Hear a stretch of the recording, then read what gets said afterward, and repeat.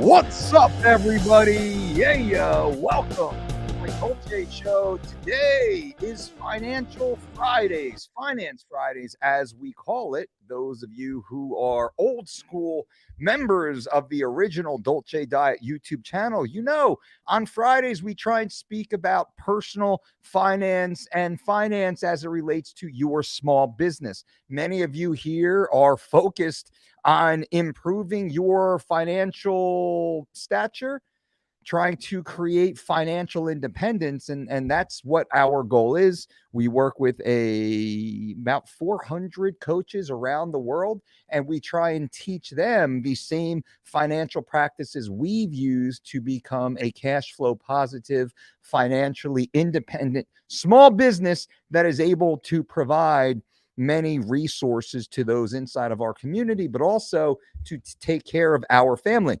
Now, with that, I want to briefly ask you to check out the links below, merrickhealth.com/Dolce, for the most comprehensive and affordable blood testing services that I actually use and my VIP clients do also, and also certified Piedmontese. Go to Piedmontese.com, use promo code Dolce to save 25% on grass-fed, grass-finished beef delivered to your door at no additional charge. That's all below. Now, let's get straight into the conversation at hand. First, I'm going to detail what a recession is. Next, I'm going to tell you exactly what I'm doing with my money, how I'm not just trying to survive the recession, but I'm actually planning on amassing a fortune.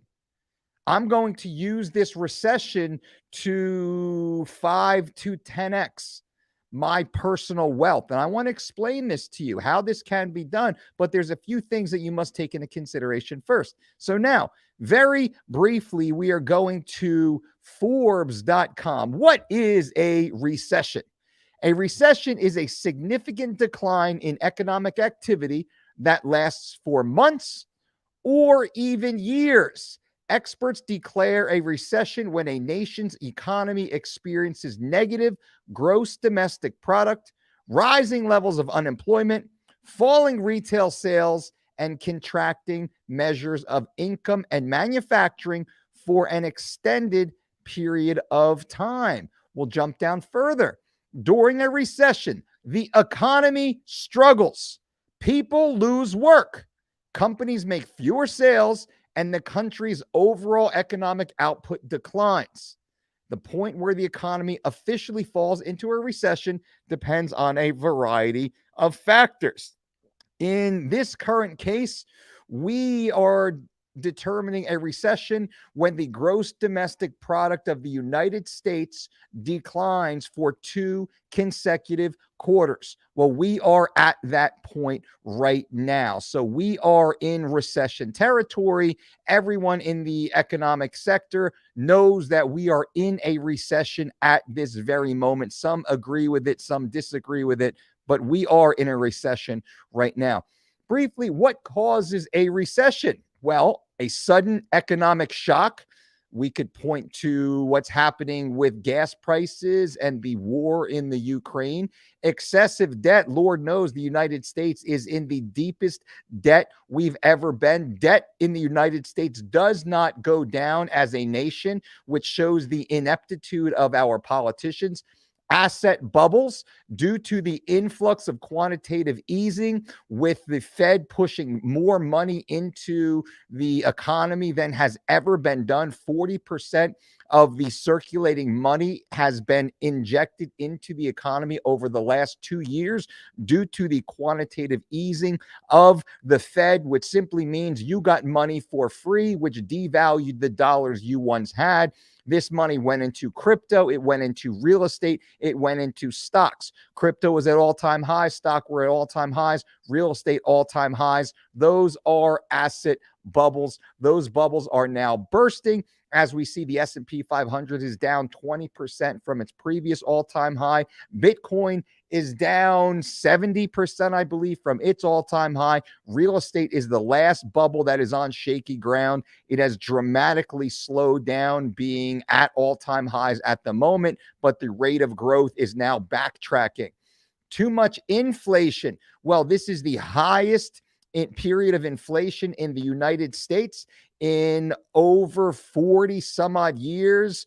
So no thanks to the Biden administration on that. Now you have to put blame on the presidential, the ruling party at that time. The Biden administration, in my opinion, has been absolutely terrible. It's almost like they are intentionally crashing the economy at this point. And the inflation right now is a result of many of these political policies by the Biden administration in their inability to work on the manufacturing, to incentivize companies to keep prices down. And this is a serious issue going on. And we can continue on. Now, the difference between a recession and a depression, well, a depression is a recession that lasts longer, and this spiral continues. It goes further and further and further. Now, and I'm going to get back into you guys in a minute. How long do recessions last? Well, the average recession currently lasts approximately 11 months or a year, although a recession can last up to 21.6 months on average, which is 2 years. As we look to previous recessions, we can see the COVID-19 recession was only 2 months long. The Great Recession from June of 07 to December of 07 and June of 09, well, that was nearly 2 years long. That was 18 months. That is a long period of time. The dot-com recession at the turn of the millennium, when scandal to the brief, that was from March of 01 to November of 01. So that's 6 months or so, 7 months or so. The Gulf War recession from July of 90 to March of 91. So that's what, 14, 15 months or so. That's 8 months or so. So point being, let me jump out of this and let me speak to you guys now openly. Let's have an open conversation. So the recession is here. The recession is likely going to be a year. You must plan for it to be at least a year. What do you need to do? So everybody here right now, please leave any questions in the comments. I'm going to speak here for about 5 to 8 minutes. I'm going to tell you exactly what I'm doing, what my thoughts are that you should do. Now, remember, this is not financial advice. I am not a financial planner. I am not a financial expert at all. I have no CFP, CPA. I have no financial accreditation, no licensure, but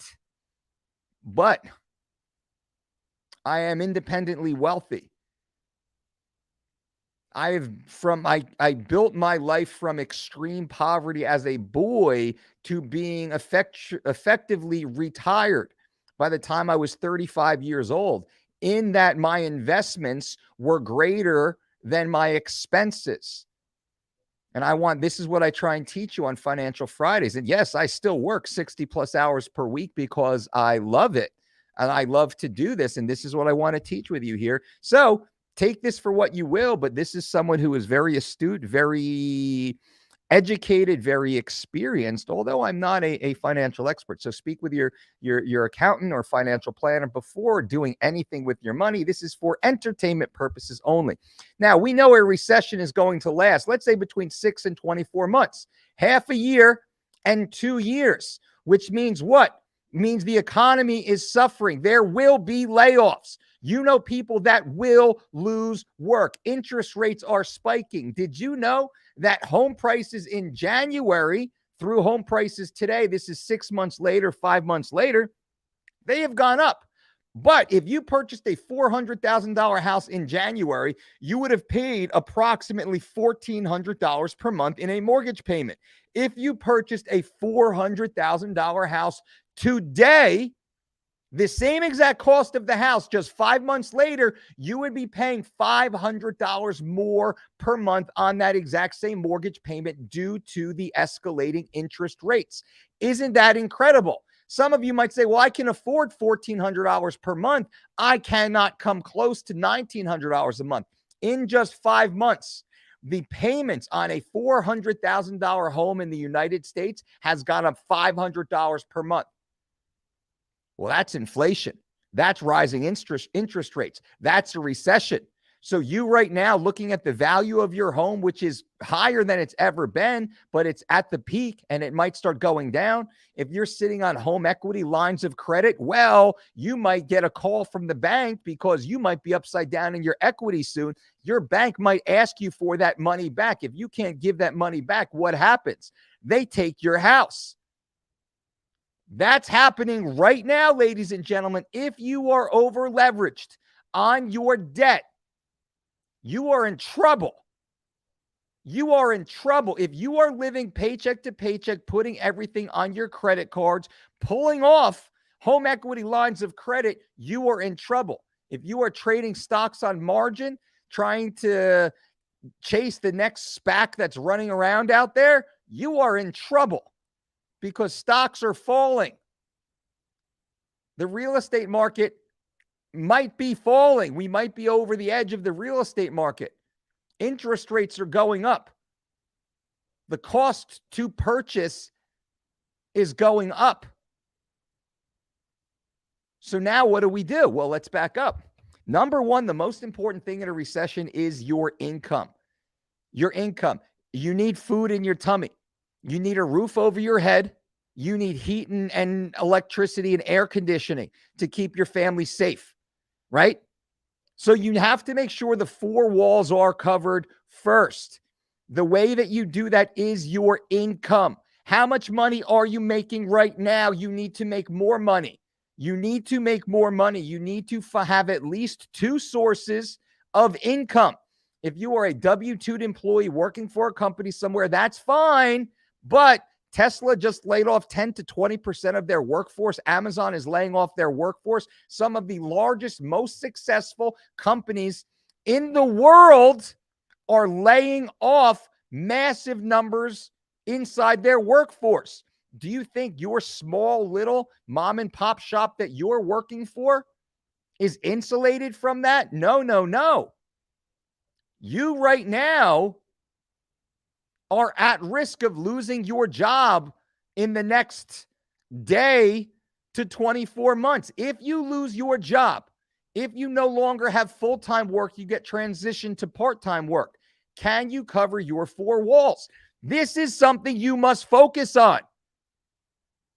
Your income is of utmost importance. Right now, more than ever, you need to hustle your little tushy. You need to shake that ass and get some cash coming in. You need at least two sources of income. The more sources, the better. I don't care what you're doing. If you're delivering newspapers, if you're making macrame shapes, if you're digging ditches, if you're waiting tables, if you're pouring coffee on the weekends or alcoholic beverages, I don't care what it is. Maybe you want to be a certified fitness professional and come along and work with us here at the Dolce Diet. Lord knows we need more amazing coaches. Our next certification event will be July 21st. Put that on your calendar. More news will be released this week on our Instagram page. So you want to be, I will teach you.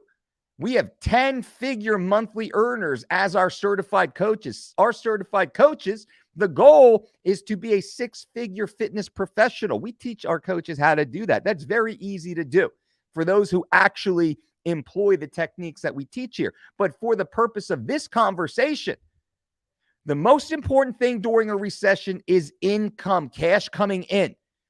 I don't care what your college degree is in. I don't care what you, quote, like to do. Do you like to eat? Do you like to have heat?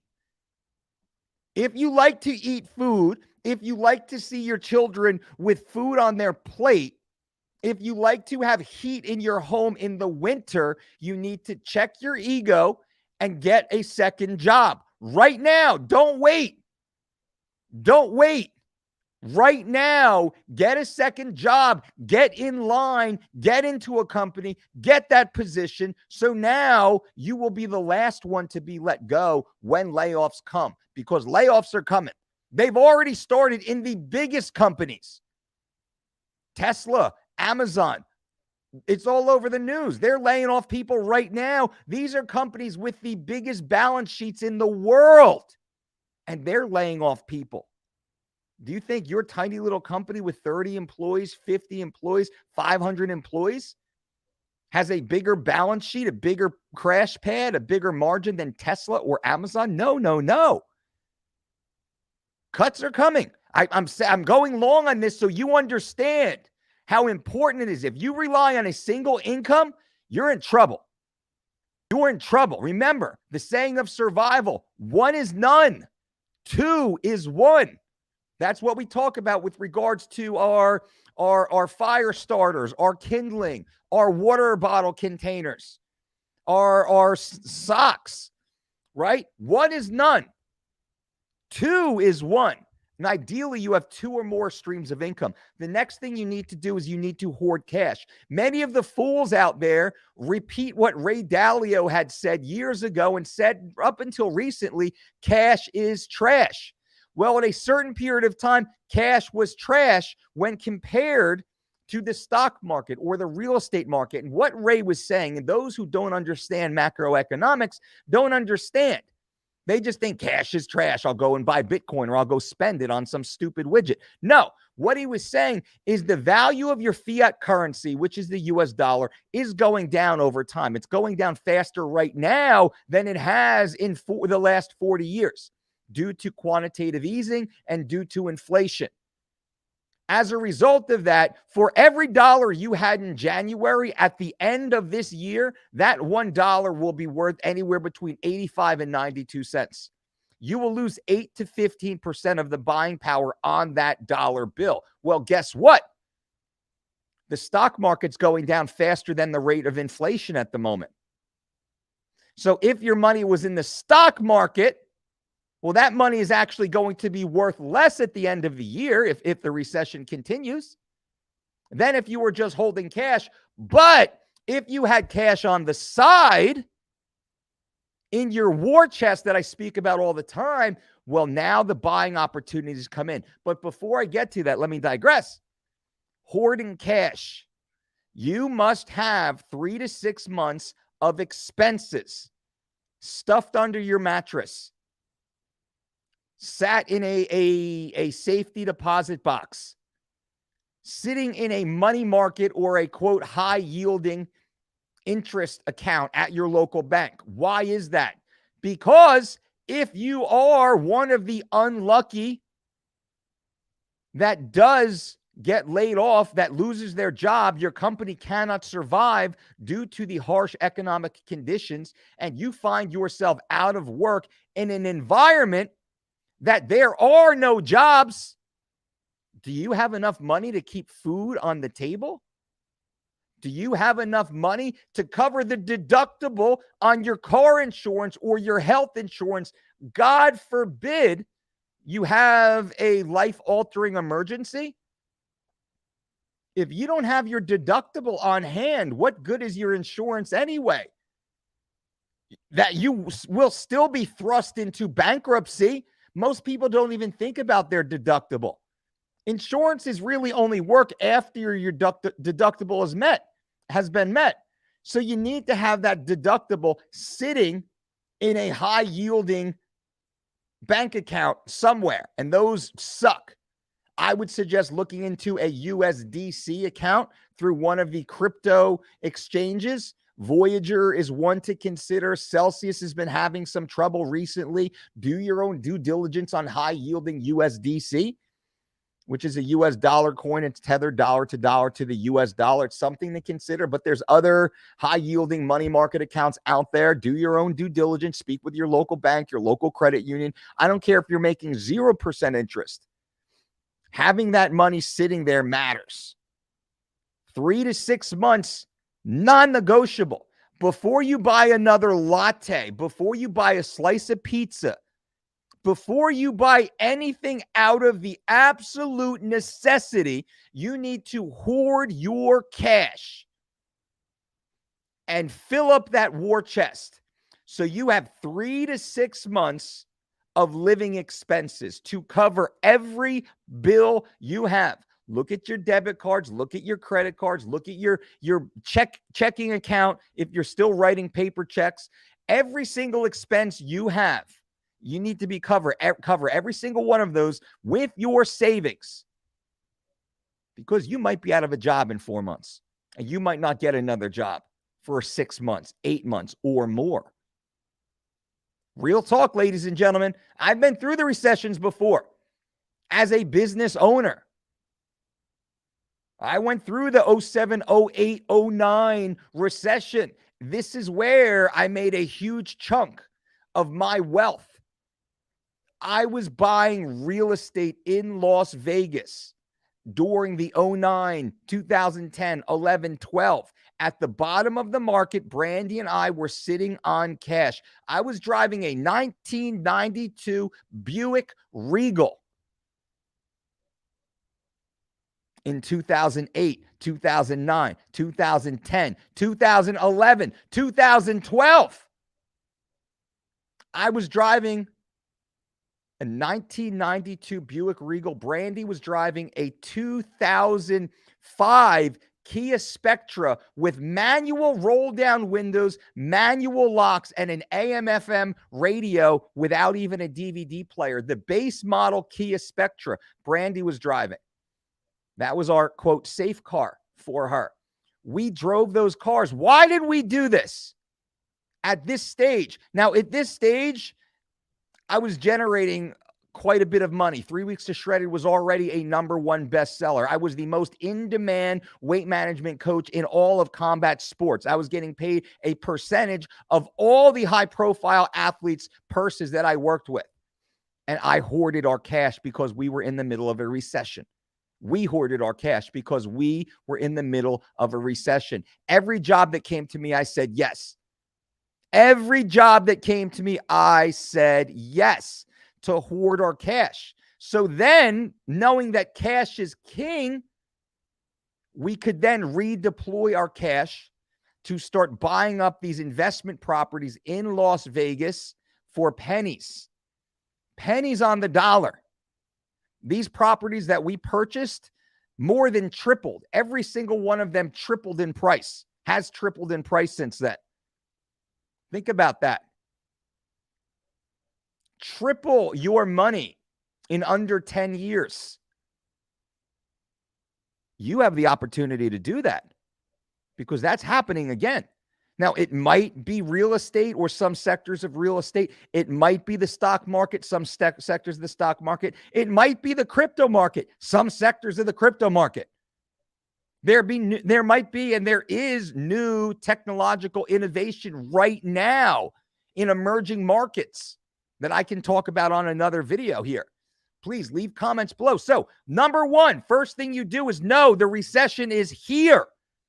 #2, get as many streams of income as possible. #3, hoard your cash. #4, save 3 to 6 months of all living expenses before you spend a single dollar on anything that is non-essential.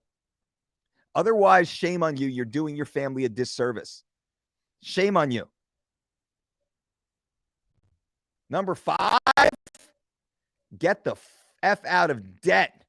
All that silly consumer debt you've built up over this high inflationary period of the last 2-3 years with all that fake money that got sent to you, you better pay off those silly credit cards. You better rock that iPhone that you have for the next 3 years. You might even want to go back to a flip phone. You might want to take advantage of that trade-in and get some credits, depending on where you are in that arc. Listen to me, because you're going to be sitting here come November, remembering the words that I said, and life sucks. You got to move back in with your mother-in-law. Because you were living high on the hog November of 2021. November of 2022, you're back in mom's basement, complaining that she doesn't buy your favorite cheesy poofs. Don't be that person. Now that we've increased our streams of income, we've started saving and hoarding cash. We've built up 3 to 6 months of emergency funds, including our deductibles on our insurance payments.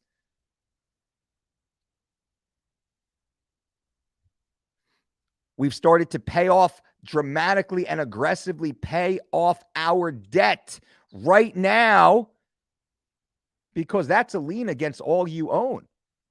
You default on your payments, they can come after you. They will come after you, and you will wind up paying so much more in the long run. Sell everything. Become a minimalist right now. You have so much crap in your home, in your life, that you don't need. Sell it all. Go back to bare bones basics. Get rid of all the clutter, all the crap. Downsize your life. Take that cash. Follow the steps. Hoard it. 3 to 6 months of emergency fund. Pay off all the debt. And then once you get to that point, now we start to build wealth. Now you have your disposable income to deploy into building generational wealth. The stock market's on sale right now. What am I doing? I continue to dollar cost average purchase into the stock market. I am a W-2'd employee of each company I own. As a W-2'd employee of my companies, I invest into our company's Roth 401k programs, as does Brandy. We invest the maximum amount allowable by law as W-2'd employees. We also have a very healthy company match for ourselves and all of our W-2'd employees that work for our 3 different companies. We have a very healthy company match. Any disposable income that I have, I then redeploy also. I dollar cost average into the S&P 500, into variations of the NASDAQ ETF and the total stock market here in the United States. I then have a diversified portfolio in which there are a few select blue chip companies. One would be Tesla, one would be Google, one would be Apple, that I also dollar cost average into their shares. A very small percentage of my disposable income, I dollar cost average into crypto, specifically Bitcoin, Ethereum, and Solana. Bitcoin being the most important, Ethereum being slightly more speculative, Solana being very speculative, but most of my weight is into Bitcoin. I'm not saying you should do this. I'm saying this is how I diversify. But I will say my crypto portfolio is less than a single digit. It's a single digit percentage of my overall net worth and my overall disposable income. The majority of what we invest, some people agree with this, some people disagree with it. That's fine. We invest into ETFs and index funds, especially right now when they are at rock bottom Black Friday deal sale prices. For the next 2 years, possibly, we will be buying these funds and these companies. We're buying small pieces in the most successful 500 companies in the United States. And I do take a small percentage of my investable income and I put some of that into some of these blue chip stocks. I've been very lucky with Tesla. Well, I wouldn't say lucky, but luck has something to do with it because Tesla can blow up. Elon Musk can quit and retire. Bigger companies have failed before. Apple, Amazon, companies such as that. Do your own due diligence. I'm not telling you. This money is now sitting on the side, constantly being invested for the long term. Because any dollar you invest, my friends, you should have a minimum, in my opinion, of a 3-year time horizon. Most of the money that I invest is a 5-year or more time horizon. I see the world differently now. Most of the money I invest, I'm investing for much longer term. The crypto that I invest into, the very small percentage, that is a 10-year time horizon. I will not touch any of the crypto for at least 10 years. And it might all go to zero. It's very possible that crypto goes to zero, which is why it is a single-digit percentage of my portfolio. Single digit. Now, crypto very well might 20x. So if I'm holding 5% of my portfolio in crypto, it goes to zero. Well, I still have 95% of my net worth intact. If I'm holding 5% of crypto in my portfolio and at 20x's, I just doubled my net worth. Not bad. I think that came from Ray Dalio, by the way. But really, I'm more of a Jack Bogle, Warren Buffett style of investor. If you guys do not know who they are, I strongly urge you to jump down the YouTube rabbit hole of Warren Buffett and Jack Bogle. Now, some people will say, Dolce, that sounds rather conservative. What about all these SPACs? Well, yeah, I have a small percentage of my portfolio that is completely speculative also. But I've earned the ability to do that, and that is wash away money. What do I mean by that? That's money that I'll invest and I will wash it away. I could lose it all, and it doesn't matter. But sometimes one hits. I might invest in 20 speculative stocks. One hits, and it makes up for the other 19 losses. So now I'm going to pull back. I'm going to answer some questions here, especially if you are a small business owner. I know we have some of our Dolce Diet certified coaches in here right now. Please ask me any questions. Reaccionia, let's go. Jesse Lee, what's up, brother? Jesse in Westminster, Colorado for Dwayne Ludwig, Boss Rutan, Trevor Whitman, Justin Gaethje, TJ Dillashaw. Wow. And Bang Muay Thai MMA. Whew. That is, you are talking about the Mount Rushmore of badasses. Bobby C. FU Mike, 3 weeks to shredded, 12-week program, 10 days in, 12 days down. When may I see a plateau? Should I expect one down the road so I don't freak out? Always expect a plateau because we lose weight in steps, not slides. What does that mean? Think about stepping down a staircase. We lose weight and the body tries to maintain homeostasis or balance, and we keep doing what we're doing, applying the known rules of stimuli to bring about, facilitate this specific adaptation, and we lose it again. Then the body wants to find homeostasis. We continue, and it loses again. You're killing it. You're 12 pounds down in 10 days. Bobby C is following our 3 weeks to shredded program. By the way, ladies and gentlemen, click the link below if you want to have your own amazing 3 weeks to shredded testimonial. Do you want to lose 21 pounds in 21 days? Bobby is down 12 pounds in 10 days. Bobby is ahead of the curve right now on 3 weeks to shredded. Do you want to get into the very best shape of your life? Click the link below to get started. Now is the time, and I have a 20% discount for you right now. RECESSION, inflation is a hidden tax that hurts the most vulnerable. Inflation hurts poor people most. It doesn't hurt the rich people. It hurts the poor people, the people that don't understand money. They don't have someone champion their cause. They don't have anyone educating them, right? I was a poor person. I grew up in extreme poverty. I don't want to beat that dead horse to those of you who are longtime members of this channel, but those new to the channel, I grew up in extreme poverty. We had no heat, no hot water, no running water, no electricity in our home, no windows in our home, no windows. It was a shell of a house, hole in the roof that it would rain straight down into my sister's bedroom. She had to vacate. We all lived in one bedroom. True story. No food, no kitchen, no stove, no refrigerator. True story. That's how I grew up. So I was so motivated to learn everything I could about money. And I made all the early mistakes of chasing the credit score, of getting a credit card, of getting a good W-2 job and looking for tenure and healthcare and looking for my employer to take care of me. And I realized that was a trap also. That was a trap. The only financial freedom comes with independence. When you are in charge. Now, you can have a W-2 position, but you need that next position. You need a 1099. You need a sole proprietorship. You need your own LLC, your own S Corp. You need your own other entity. We can talk about the tax benefits of doing that in a different video, but inflation hurts people that are paycheck to paycheck right now. A bag of apples is $10 now. 3-pound bag of apples is $10. Now, this is at Whole Foods. Maybe it's $6 or $7 at ShopRite or Tesco or Safeway or King Soopers or wherever else you might shop.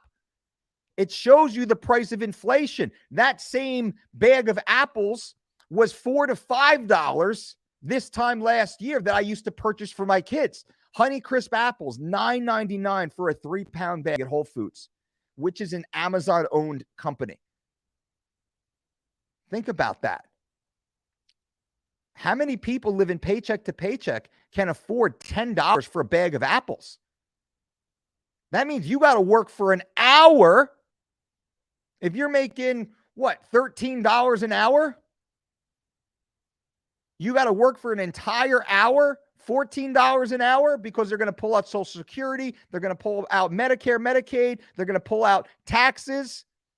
So you got to make $14, $15 an hour to afford a bag of apples. Whew. Think about that. And the apples go bad in like 2-3 days. And there's only what? I don't know, 6-8 apples in there. If you got 2-3 kids in the house, each kid gets 2 or 3 apples each for $10. $1 an apple? Come on now. Hurts the lower economic earners. It doesn't hurt the higher economic earners. Do you think Elon Musk is worried about the price of apples right now? Of course not. Not that it's not Elon's issue. I think Elon's doing a great job, by the way. Real talk going on here. Thanks, Will T. Can you explain the new situation for taxes for income over 600? Will, can you be more specific? 600? I think that's a not complete question right there. I want a W-2 job from the Dolce Dutch. I'll come move dirt, concrete, build a house, do the plumbing, electrical, window, siding, gutter, I can do it all. Job security. My man, Jesse, one of these days, brother, one of these days. Let's see what happens with this recession right now. And we'll go from there. We'll go for it. But we might have some 1099 work. Eat what you kill. Eat what you kill work right now. Hero, thanks for all the great information, Mike. Good thing I have been preparing for this recession a few years ago. Me too. We're always preparing for a recession. We say all the time, cash is king. And all the little idiots that don't have nearly the same net worth as I do tell me I don't know what I'm talking about. Cash is king. Trust me. Cash is king. Cash is king because cash allows you to knock on a door and buy a piece of property for 20, 30, 40% less than it's worth because I have cash and I can close today. And I've done this many times, specifically in Las Vegas. I would go, and I love the townhouses and condos in Las Vegas because it's all taken care of and all the expenses passed on to the tenant. Vegas is a very transitory environment. People come and go. That's fine. 6-month, 12-month leases, no problem. But anyway, buy these. I buy these in great school districts at the lower middle class tier, which means $1,200 to $1,800 per month in rent is what I want my tenants paying. 1 and 2 bedroom condos and townhouses. But I would go in, I'd see one for sale for $100,000. Easy math. I knock on the door, say $100,000. I'll give you 80 grand for the 80 grand. That's $20,000 below my asking point. I said, I know, but I have cash and I can close right now. And if you say no, that's fine. I'll give you 24 hours. It's called a fuse. I'll put a 24-hour fuse on this before the deal blows up. And I'm going to knock on your neighbor's door and see if they'll take the deal. And I guarantee you one of these 12 homes is thinking about selling right now. That's how I was able to purchase all of our condos far below retail value because I had cash on hand. That's the way you do it. People don't think that's the way. No, that's the way you do it. Oh, you can't buy it. People will complain that you can't buy real estate for that price in this market. Well, that's true. Not in the market in the last 3-4 years. The market in the next 1 to 3 years, yes, you can. And that's why cash is king. Because if you don't have your cash, if you put your cash somewhere else, well, guess what? Now you're down 20 to 70% wherever else your cash was sitting. You can't pull it out unless you want to take a loss. If you do pull it out now, you will pull it out at a loss far, far past what inflation is. So now you have to sit on that cash until the market comes back to all-time highs. And then you'll be ahead. Like Kathy Wood's ARK Invest. I think Kathy, 5 years from now, 8 years from now, I think Kathy's going to be the new it girl again, the new it girl again in the stock market. Because I think her mutual funds, will pop 5 years from now. Anyone who's in it right now, and I am an investor in some of the ARC ETFs, man, they're taking a beating. I'm down 40 to 60% probably. First generation, whoa, Buick Regal, nice. Hell yeah, Will, you know. Daniel, should I lower retirement contributions? Well, Daniel, it depends on what your time horizon is. I am not. I want to maximize my retirement contributions right now because I am getting discounts on these funds. And I don't invest in mutual funds through our 401k. We invest in ETFs. We have our 401k set up that we can actually invest in ETFs, not mutual funds. Mutual funds typically have higher expense ratios. There's no reason to give that money to, a supervisor when you can simply buy the index itself. That's what we do. Do what you want to do. I'm trying to invest even more money right now, dollar cost averaging as much money as I can come up with into these ETFs right now because the prices keep going lower and lower and lower. I'm literally buying more apples for the same amount of money right now. So that's up to you, Daniel. Did you go through the steps though? Number one, do you have multiple income streams? Number two, do you have 3 to 6 months of living expenses, including premiums on your insurance policies? Number three, are you out of all consumer debt? Number four, that's where we start to hoard the cash and redeploy the cash. Go through those steps, in my opinion, not financial advice. Sal says, hey, Mike, pretty interesting. Let's say I have cash now. When would be the best moment to invest? Well, if you have money and you've done everything I've said, you're sitting on cash, right? You're sitting on 3 to 6 months. Most people jump over the need to have that 3 to 6 months of expenses. That's the most important thing. You're investing in yourself. So once we have that, and I'm assuming you have all of that, you could not get a single paycheck for the next 6 months and you're fine. No problem. Now, where do you start investing? Me personally, I'm not going to tell you what to do. I'm going to tell you what I do.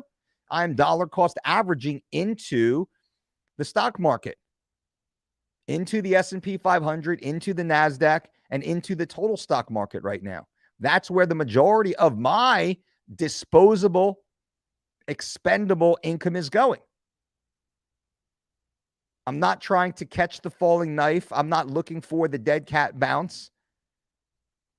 I have a 3-year or more time horizon on every single dollar I invest. If I don't have a 3-year time horizon, I am putting that money to the side in a low yield. It's like a no yield savings account at my local bank or in a money market fund, or you might want to consider a USDC account.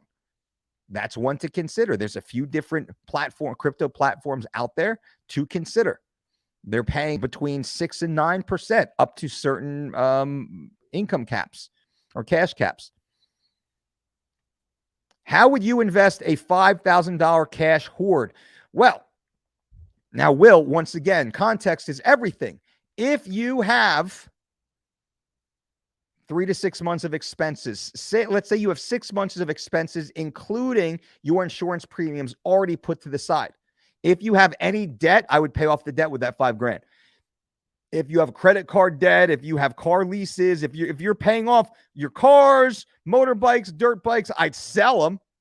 I'd sell everything to get out of the payment. And I would drive a $2,000 to $3,000 economy car, a little beater, like my 1992 Buick Regal. I bought it for $1,200 and I drove it from 2006 until 2012. I drove it for 6 years. Now, I was already, quote, famous. I was already a #1 best-selling author. I already had high multiples of consistent income coming in, and I was still driving a 1992 Buick. And all my friends in the fight world were driving Mercedes and Lexus and Range Rovers and Maseratis. Brandy was driving a 2005 Kia Spectra with manual roll-up windows, and I was driving a 1992 Buick Regal. And then we started buying real estate for cash. Our net worth was dramatically greater than every one of our friends that had Range Rovers and Maseratis, all leases, all payments. Everything we own it outright. Now, let me say this to you clearly so you understand. We have zero mortgage on our properties.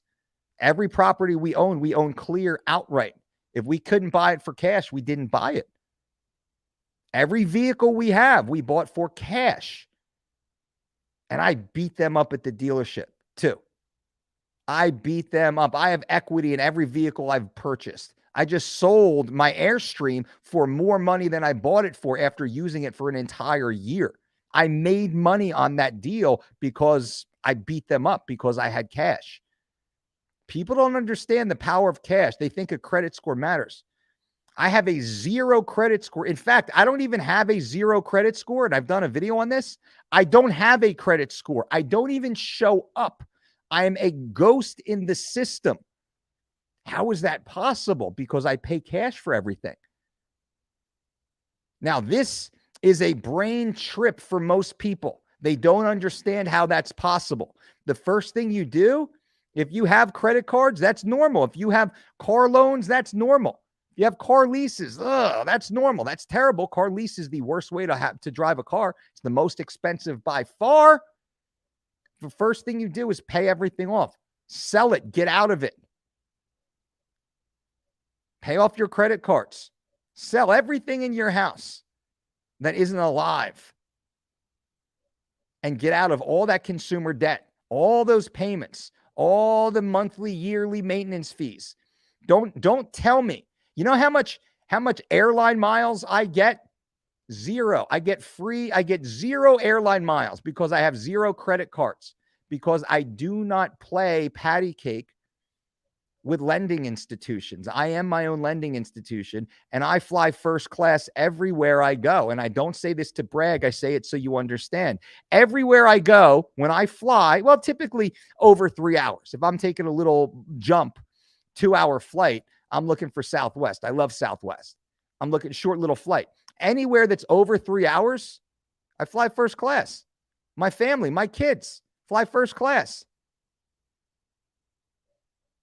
And it's not because I have airline points on my credit card, because I've spent $30,000, $50,000, $100,000 on a credit card while paying 0.9, 12.9, 23.9% interest, plus a couple $100 a year in maintenance fees, where most people get caught up in that. And also, if you have a credit card, by the way, if you have a credit card, you are spending more money per year because you're using that credit card from a psychological aspect.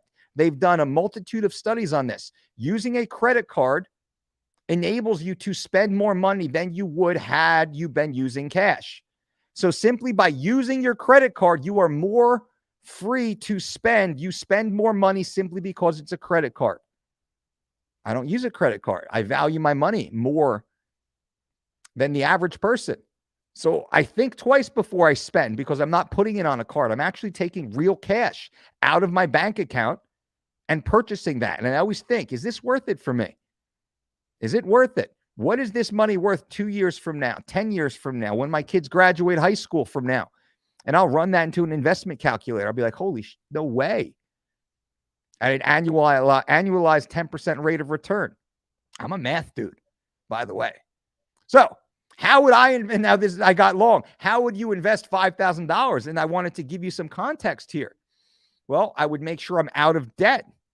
I would apply to all of my debt first. That's the best thing to do.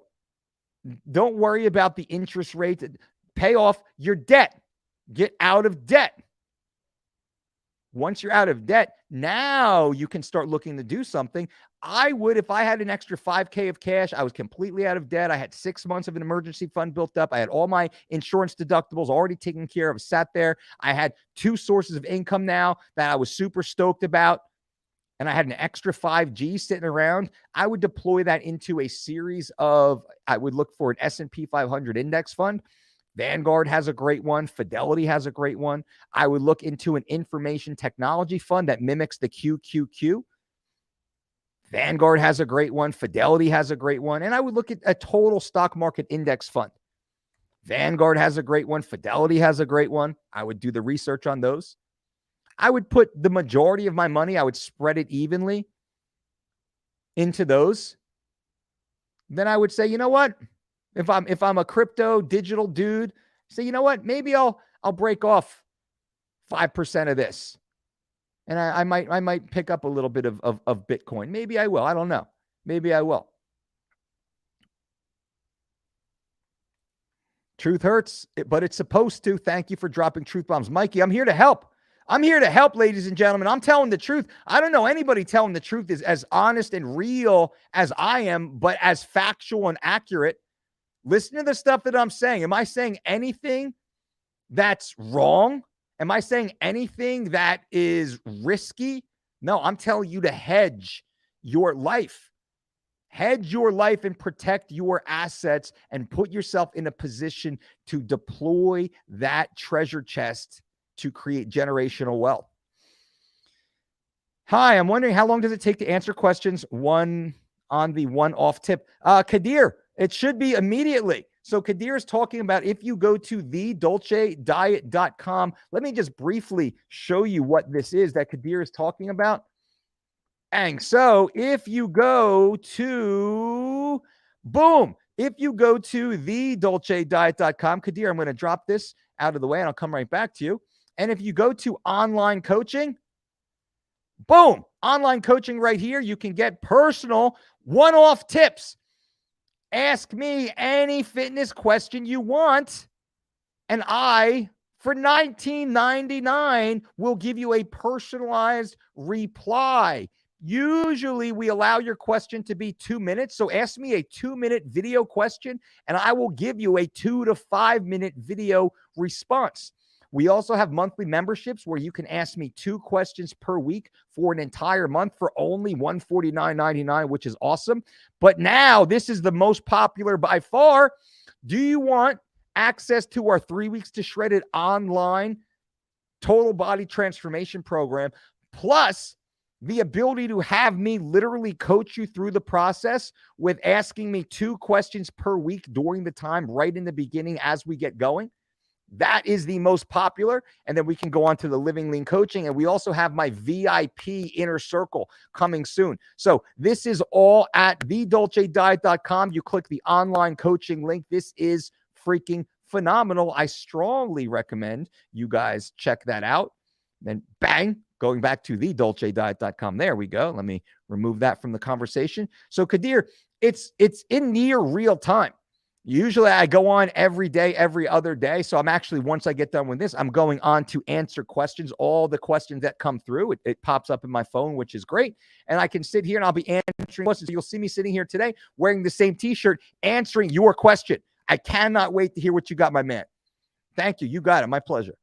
Paul, love this content. Mike, the people need to have someone telling them this. At 31, I'm positioned well using the same logic. Paul, brother, I'm super happy for you, man. I want everybody to be safe, to be healthy, and build wealth. Financial independence is something that I cannot describe, and I want everyone to take advantage of it. Now, what is financial independence? Financial independence is simply when your assets provide the income to cover your expenses. What does this mean? Now think about this. Let's say you owned 3 investment properties. And these 3 investment properties, you had to save and scrimp and save and do without and not go party with your friends and not take your girl out to dinner. And for 5 years, you slowly built up these 3 investment properties. And let's say you spent a total of $375,000. They were $125,000 each, $375,000 you were able to come up with, living on almost nothing. And now you have this $375,000 asset pool that is appreciating over time, which means next year it's going to go up. And then it's going to go up, and then it's going to go up. And in perpetuity, that 375 will increase anywhere between 5 to 15%. Let's say 10% for the sake of easy math. My properties have gone up incredibly. Like I said, what I bought in 2012 through 9 and 12 tripled. So for every $100,000 I spent in 2012, that's worth $300,000 today, not including the most important part is the cash flow. Every property I had was paying us $1,200 to $1,800 per month in rents. Now, it cost us maybe $400 per month in HOA and maintenance and taxes. So we were clearing $800 per month. Now, let's say you have 3 properties and you're charging $1,500 per month, which is 10 years later. That's more appropriate rents right now. And it costs you $500 to maintain. Now you are yielding your NOI, your net operating income is $1,000 per month per door or per property. You're actually making $36,000 a year to do nothing. You have a cap rate of 10 approximately on those properties. And those properties are appreciating. Now, what did I do? I just simply took the money I made and I rolled that right into the next property, right into the next property. I let that money come in. I still drove my Buick. I didn't buy a new car. I didn't upgrade to a Rover. I didn't upgrade to anything. And I just rolled that into a new piece of property. As I worked my ass off, I built up my war chest and I put that money together with the real estate income to buy another piece of real estate, to pay us even more money, to save up more money, to buy another piece of real estate. Most people, though, do not have the maturity to say, I'm going to go 5 years and put my nose down and hustle. I'm going to delay gratification. All my friends are driving nice cars. I want to drive a nice car. I can lease that car for only $450 a month. I can afford that. Well, if you can't buy it for cash, you can't afford it. Now, people will argue with me. That's fine. I guarantee I sleep better than they do. Like, as I sit here now at this age, and as I have for well over a decade now, the financial independence that comes with owning your own destiny is massive. Living a simpler life, to live a simple life is incredible. Paul, a lot of people nowadays are just chasing the next fad investment instead of slow and steady, just like the workout results they want fast. Exactly. The way to get rich fast is to get rich slow. Warren Buffett, one of the richest men in the world, and he has dominated that list for decades. People made so much fun of Buffett and Charlie Munger over the last 2 years because they kept all their cash on the side. They weren't investing in crypto.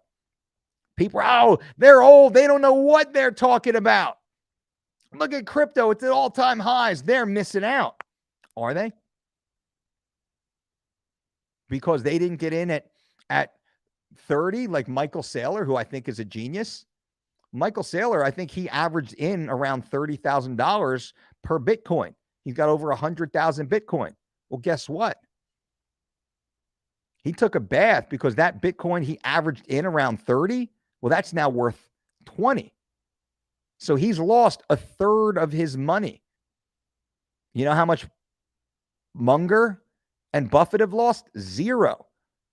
If they wanted to, Munger and Buffett could come in right now and probably buy MicroStrategies. They could probably perform a hostile takeover and steal Michael Saylor's entire business and net worth. They could. They certainly have the capital to do so. They have the wherewithal to do so. They have the knowledge to do so. They have the resources to do so. So who's smarter? The old dudes? The old dudes. Now, you right now, everyone listening right now, think about this for a second. I see this all the time. You at 20 and 30, you think you know everything. Even me in my 40s, we think we know everything. But you at 20 and 30, think about what you thought you knew 10 years ago. I guarantee you, if you're 30 years old right now, you think you know everything. Usually around 30, you realize you don't know shit. In your mid-20s, you think you know everything, and then you're humbled. Life humbles you because now life becomes more complex. More responsibilities come in. You realize, holy cow, my parents were dealing with so much complexity in their life. I never even considered what they were dealing with and going through while I was being a little brat trying to tell them how they should make decisions. Well, when you're 25, you're an idiot. Fair enough. Now, when you're 25, think about what you used to think about when you were 15. When you're 35, let me tell you something. At 35 years old, you're an idiot, right? As a 35-year-old, think about the things you used to think about, say, and do at 25. When you're 45, you're an idiot. Because I think back to the way I thought about the world at 35. Now I'm 10 years more experienced. I have so much more wisdom and experience now to make more informed decisions. So if you're in your 20s and 30s and you think you know everything, you think you know more than Warren Buffett and Charlie Munger who are in their 90s, you don't know anything. Those guys have been through 3 times your life experience. They've seen it all, inside and out, upside and down. They know things you don't even know exist. So I'm very respectful of folks who are older and more experienced than me. And I don't see a lot of that in the younger generations. And all I say is, you think you know everything in your 20s and 30s. Don't you believe if you have 20 or 30 more years of experience, you will know so much more. So how can you disrespect that older generation? That will be you. Anyway.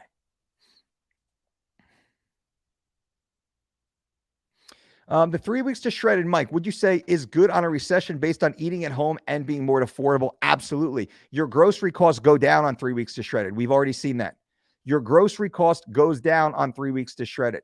The quality of food goes up, but the cost goes down in totality. You eat less total food on 3 weeks to shredded, although it feels tremendously more because now you're not eating the hyper palatable, highly toxic synthetic food that have low net nutrient capacity, right? You look better, you feel better, you're more energized. So therefore you have no problem getting a little side hustle. Your brain is working at a higher level because you have this better food. Everything is locked in. It's goal-oriented. I strongly suggest 3 weeks to shred it. Grocery cost goes down, energy levels go up, and you look damn sexy. Why not? Sean, as we see, the stock market keeps going down. When is the best time to start investing in it or put that money into real estate? Great question. The answer is dollar cost averaging, in my opinion. What is dollar cost averaging? Dollar cost averaging means every paycheck you put a little bit in. Every week you put a little bit in. Every week, every paycheck, bi-weekly, every month even, every quarter even. At even intervals throughout the year, you dump a little bit of cash. I'm fortunate because the way the 401k is set up inside our company, we get paid twice per month. So I make 2 contributions into my 401k, which is diversified amongst a very specific index of stocks. And I buy a little bit of the top 500 companies in the United States in our S&P 500 index. And I think it's the top 2,000 or so companies in the United States in our total market index. And then we have technology, information technologies, which is similar to the NASDAQ. So those are the 3 funds that we invest into here as far as my wife and I go. Very well diversified. And it's twice a month. So we purchase a little bit of Tesla, a little bit of Amazon, a little bit of Microsoft, a little bit of Home Depot, a little bit of McDonald's, a little bit of Coca-Cola, a little bit of Pepsi, a little bit of Chevron, a little bit of Exxon, right? A little bit of Johnson & Johnson, a little bit of whatever else out there. We purchase of Berkshire Hathaway. We purchase a little bit twice a month throughout the year. I do the same thing with my after-tax contribution also. Dollar cost averaging. We just keep dripping it in, dripping in, dripping in. I get my paycheck. I know exactly what's my normal expenses. How much do I spend on a cup of coffee? How much do I spend on well, my cell phone is paid for by the company, but we also budget out the company's expenses also. So we budget out what our household expenses are, Brandy and I. We take a look at the end of every month. We say, all right, what's this month look like? What do we have coming up? Are we going anywhere? We got anything going on? This is what it looks like. All right, perfect. And our expenses are set up that I have enough money coming in that Brandy and I, we pay for all of our household bills just like everyone else. And then we direct the maximum contribution into our Roth 401ks inside of our company. Any additional money I then pull out of my paycheck and I put that into my after-tax investment because I'm a simple guy. Look, I'm wearing a free t-shirt and I'm wearing a $10 Carhartt hat, right? I'm a simple guy. What am I buying? I'm practicing literally what I preach. I am redeploying my cash into appreciating assets, many of which cash flow. What percentage of inflation do you blame on corporate greed? Anything above 2%. Corporate greed and political incompetency. I have very low opinion of the Biden administration, not because I'm a Republican. I'm actually a Kennedy Democrat. Those of you who understand what that terminology means, I grew up in a home that idolized John F. Kennedy, and that was very formative, I believe, to myself. Over time, I found myself to be a moderate. I am very financially conservative, although I am very socially liberal. Within reason on both sides, by the way. I don't believe in big government. I believe in small federal government. I believe in the state's power and local jurisdiction. I know taxation is a complete ruse because you have idiots who are public servants who have no practical experience in managing finances, taking our money and spending it poorly. Now, you think they took $40 billion of U.S. taxpayer money and they sent that to the Ukraine. Now, this is not a report on my thoughts on the people of the Ukraine and what they are going through, but let's say $40 billion of U.S. taxpayer money. There's how many taxpayers in the United States? 120 million, maybe 350 million residents. How many are children? How many don't pay taxes? How many don't work? How many are disabled? How many are unemployed? So of the 350 million Americans, maybe 100 million of us actually pay taxes.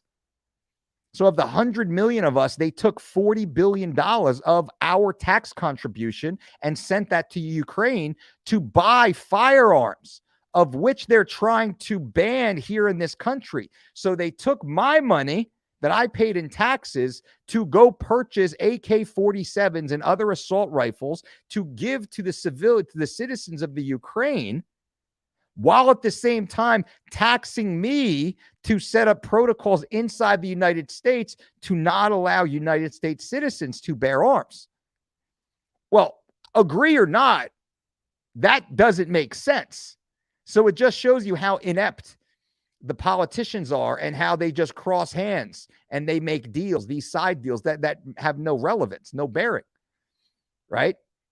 So they're taking our tax money and they're just sending it all over around the world. For what purpose? There's potholes on Main Street, right? There's the teachers that are underfunded. They're levying taxes in my town to improve the HVAC system in our local school. Again, I've already paid my taxes. So, point is, federal government overreach is one of the most insidious and criminal activities that we are witness to and we are prey to. We are victims of because we have fools running the finances. That's a whole nother conversation, by the way. Coach, great information as always. Can you give examples of good side hustles if you have a 9-to-5 and can't sign up for a part-time job that requires same hours? I've been doing Uber and DoorDash. Uber, DoorDash, Amazon, all of those deliveries right now are great. If you can work for any of these delivery companies, awesome. Go to your local pizza place. It's so hard. It is so hard for local small businesses to get quality workers to show up on time. I live on the beach. Most of these beach stands are closed. In the middle of the hot summer day, I went to buy an iced coffee at the local beach stand. They were closed due to lack of staff.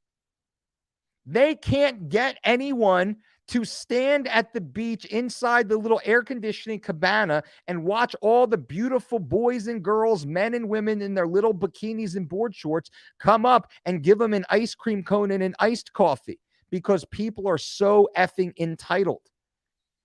Side hustles are easy. I guarantee you, I could go and get 10 different jobs today with my attitude, my energy when I walk in the door, and my ability to show up on time, be well-dressed, be well-groomed, be well-spoken, be respectful. I can get a job anywhere that will pay me at least $100 a day. At least. Think about that. After my 9 to 5 is done. Not a problem. Now, there's other side hustles that what digital. Do you have any consulting experience? Modern Male Insight. I'd love to hear more about what you do there. Do you do any freemium content? Do you do any webinars? Do you do any private consulting? Any group consulting? What do you do? What do you offer? It's that's what we do here. Anyone who's interested, we will be hosting our next Dolce Diet Certification and Fitness Conference, July 21st. July 21st. We haven't announced it yet. If you are interested,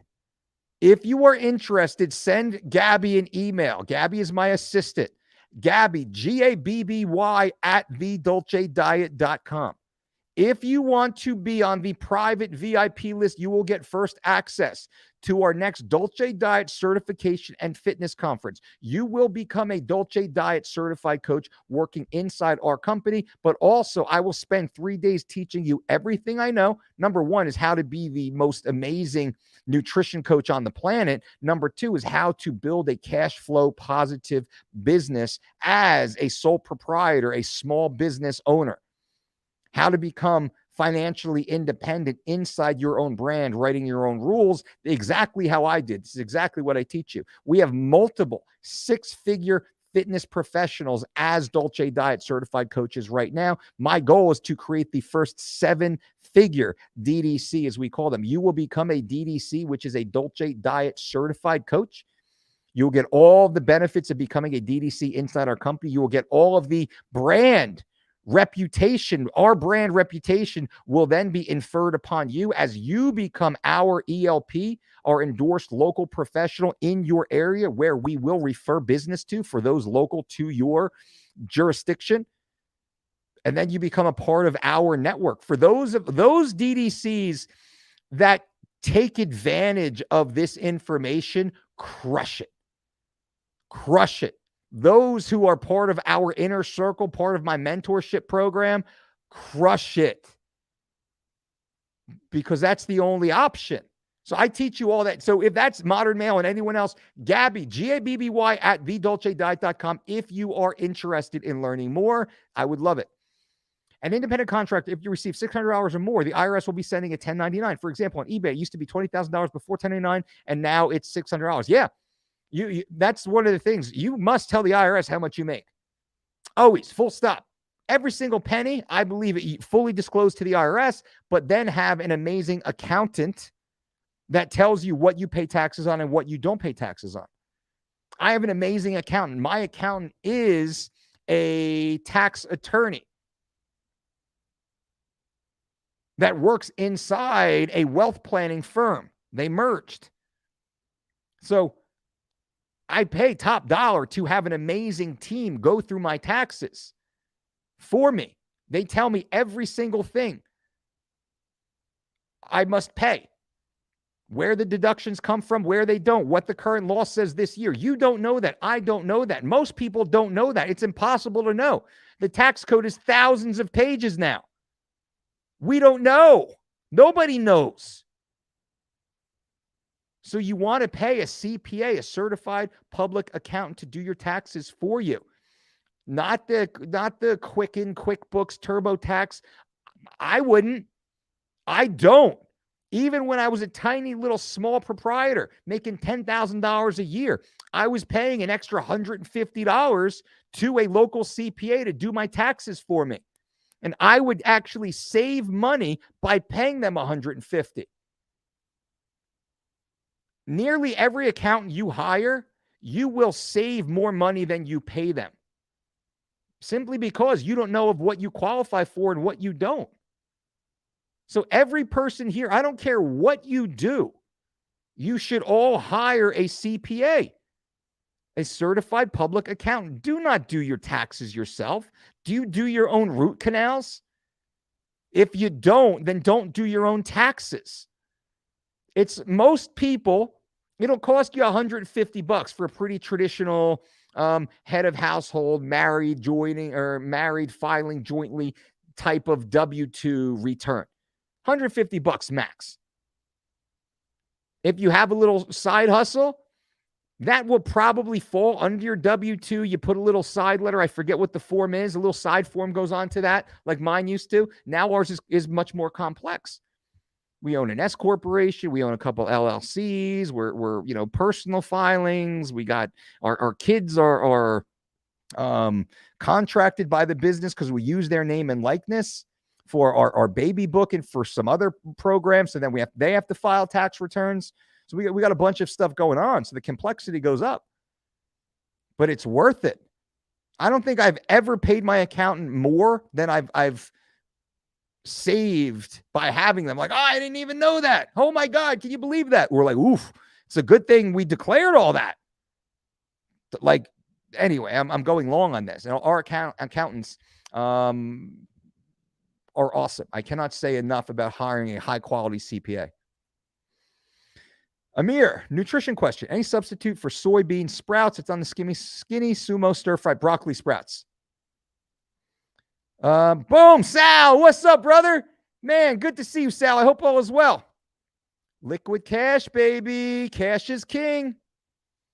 If you have a lot, thumbs up as always. And guys and gals, bang, bang. Give this video a thumbs up if you have not yet. I've gone long here. All the engagement, I certainly and greatly appreciate. The more you guys engage, hopefully the better our channel does. I do this. All this is for free to help you. So I just simply ask that you give us a little more engagement so hopefully we get more followers.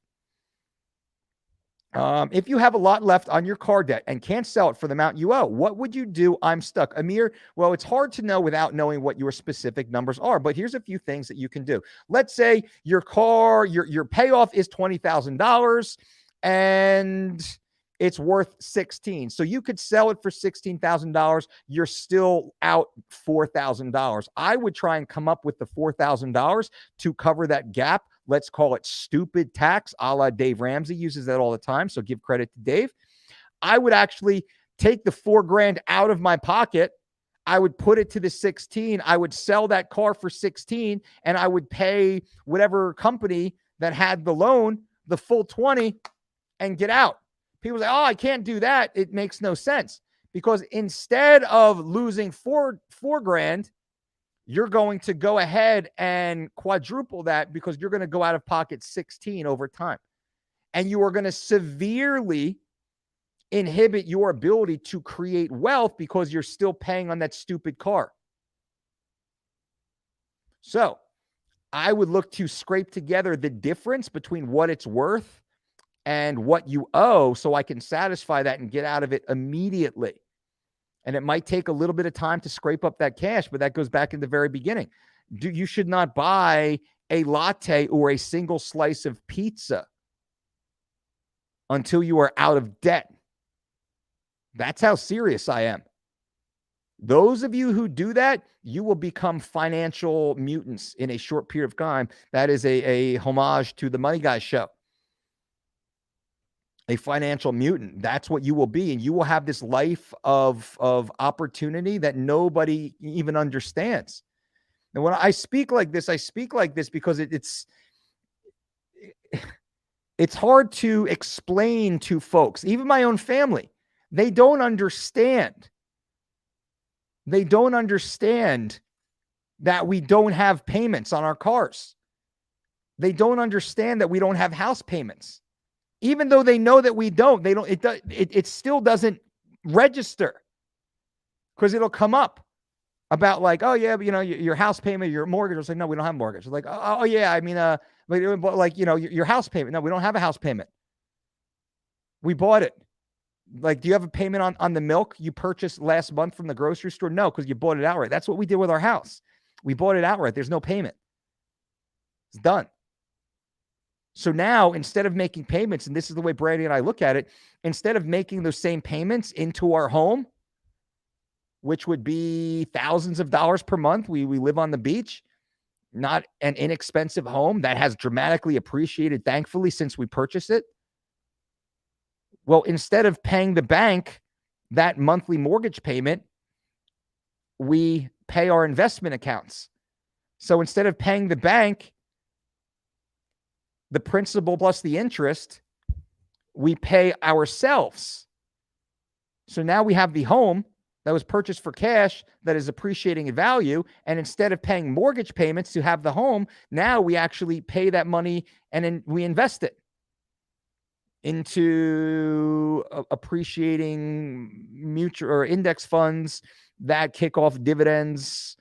That is cash flow. And when it hits a certain number, well, then we just break that off, hopefully after a year. So we minimize taxes on that. And then we deploy that into a piece of investment property. That's how it's done. Now, our first house was not our first primary residence. We bought for $195,000. It was listed at $215,000, but we had cash, and we could close today. And it just fell out of escrow, and the seller had already moved. The seller had already moved to the other side of the country, actually. The house just fell out of escrow. We swooped in. We contacted their agent. We said, we will use you as our buyer's agent. You're the seller's agent. We'll use you as the buyer's agent, so you keep the full commission. But we will only purchase this house for $20,000 below market. And they're like, whoa, but we just had an offer. You did have an offer, but the offer fell through. So how much more money are you going to lose in holding costs? We can close today. What if you get another offer at full price, at fair price? And that's a 60 to 90-day process. And what if they fall out of escrow? Oh, shit, now you could be sat on this property for 6 months stuck in escrow while you're paying all the holding costs for it. We got cash right now. We can close today. You already have inspections? Perfect.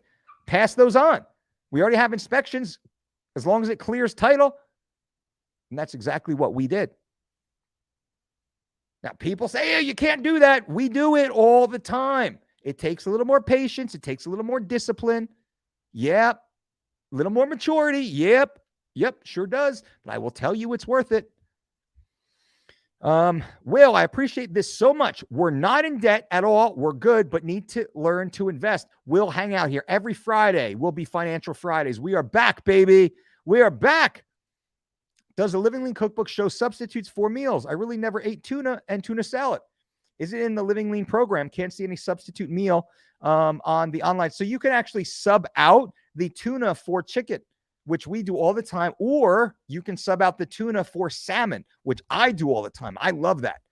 So instead of like a tuna salad, I'll make a salmon salad, which is incredible. Some people make chicken salad. You can boil or bake the chicken, or you can even throw it into a crock pot. So then it just falls apart. It's like a pulled chicken. It works out great. I typed my question in the one-off question section. Should I do a video? Oh, Kadir, it's up to you. Video, text message, does not matter, my man. I will take a look when I'm done with this. That's it, right on the money. It's so simple. You must want the maturity. Exactly. So you promote healthy food, but buy part in McDonald's. I'll answer that in a question. I don't want to attack you, but shouldn't say to the guy to work for Uber Eats, which deliver pizza basically. And as we know, it is toxic food. Brother, you're conflating two different things here. You're conflating. I invest in the S&P 500, right? I invest in the total stock market index. McDonald's is a profitable company. Do you believe I should not yield profits that I can then turn into financial freedom for myself, for my family, and for all the altruistic, philanthropic endeavors that I take part in? No, of course not. I will tell you, do not eat McDonald's, as I say a million times. I don't eat McDonald's. My kids don't eat McDonald's. Absolutely, I don't eat McDonald's. And let me tell you a story here. This is a great one. And I know that it's a great question, so I'm not mad. Great question. Let me explain this to you. One of my good friends was very famous athlete, and he retired. And in retirement, he was sitting on a pretty sizable chunk of cash that was good, but wouldn't last him the rest of his life. And he said, listen, I don't know what to do. I'm trying to think of what I should do. And I have an opportunity here. I have an opportunity to buy a Dunkin' Donuts franchise in my hometown. And it cost about as much money as he had saved with a little bit of extra to like last him for like the first year of transition. But I feel bad about that because he's a super healthy guy, super smart guy.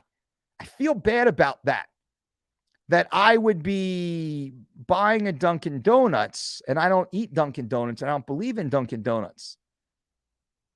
Or I might start my own healthy cafe, organic cafe, where I will provide organic foods that I believe in. I said, wow, that's interesting. What experience do you have in running a healthy food cafe? Well, I have none.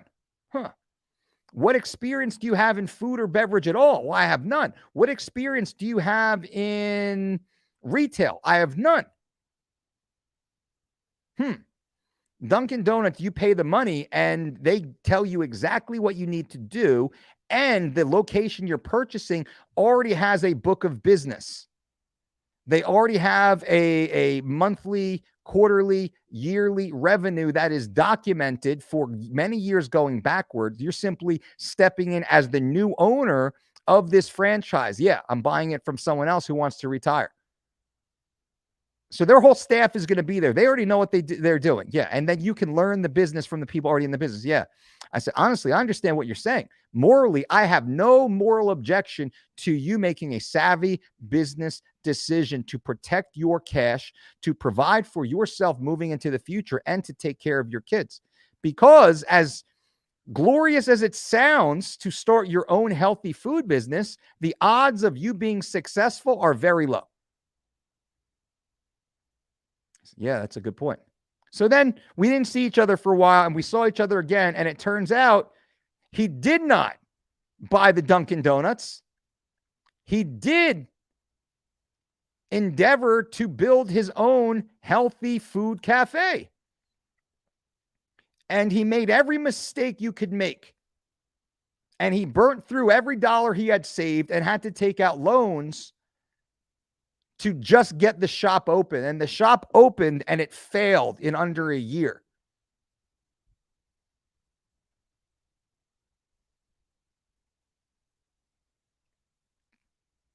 Do you see the moral of the story? I have no problem differentiating income earning opportunities from health and fitness principles. I do not eat McDonald's. My children do not eat McDonald's. None of my clients eat McDonald's. No one should eat McDonald's.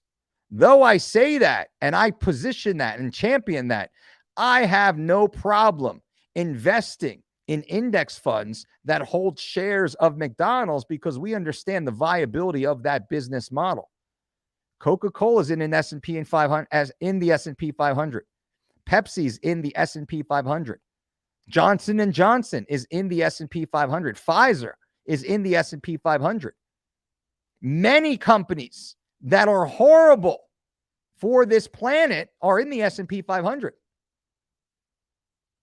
Does that mean that you should not provide financial stability to your family and not invest in the S&P 500 and invest in something that will likely fail?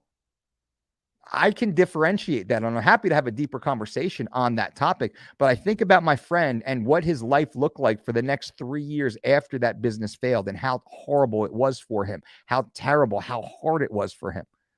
Had he bought into that Dunkin' Donuts, he could have bought into that Dunkin' Donuts, yielded the profits for 3 years or so, and then sold his shares at a premium. And maybe with that 3 years of experience in running a food and beverage retail outlet, then maybe he would have been experienced enough, had the connections enough, the knowledge enough to then open a series of organic eateries. I'm just siding on the side of logic here. So Sal, I really appreciate that. Thank you. Leroy, what's up, man? Nico, yes, CPAs for the win. Aside from your significant other, your CPA and lawyer should know all your deepest, darkest secrets. It's for your own protection. Nico, I agree. Our CPA knows everything. Everything. You're like a part of our family. What about turkey? Like ground turkey instead of tuna, chicken, or salmon? Yeah, that's fine. Lean, green, and clean. Lean proteins, baby. Jose, good stuff, coach. Great to hear the truth and the reminders. Happy, Jose. Buy food. Famine is coming. It's possible, man. Possible. Drop that knowledge. I'm trying. Thanks. Sal, thank you for the probing question. I really do appreciate the opportunity to answer that in context. Well, ladies and gentlemen, we are at the end, an hour and 30 minutes of Finance Fridays. Boom. The bicep of truth is very happy about this. Any information on how to start a Roth IRA? Ryan, I would suggest you do your own due diligence, do your education, but start with a company like Fidelity. Fidelity has a great interface, very easy to understand. All the information's there. Fidelity, Charles Schwab, even Vanguard. These are some of the bigger investment portals that you can look into. So Roth IRA, Fidelity, Charles Schwab, Vanguard, great place to start. But also, if you do have a CPA, I would speak to your certified financial or certified public accountant on this. I am not a financial expert. I am not licensed in this. I'm just a dude who's talking on the internet. So take it for what you will. Leroy, Well, guys and gals, thank you. Please leave any comments below. Remember, if you're interested in the Dolce Diet Certification and Fitness Conference, a 3-day event that will be remote, live, zoomed into your home, but in real time. So we will be able to talk and engage face-to-face, but we will have limited seats available here in the Dolce Diet training facility in the beautiful beach town of Belmar, New Jersey. So if you want to come here, be one of the few dozen in the audience with us, I would love for that. Also, we're going to hang out. We're going to eat together. Maybe we'll go to the beach. We'll work out. So anybody who wants to come here, be in person, let me know. Or if you just want to do the Zoom thing, that's awesome. It will be a hybrid event. So Gabby, Gabby, Gabby at thedolcediet.com. That is who you should contact right now. She will put you on the list and let you know more. Sal, I'm kind of a noob when it comes to finance. Brother, hang out with us, man. Hang out with us.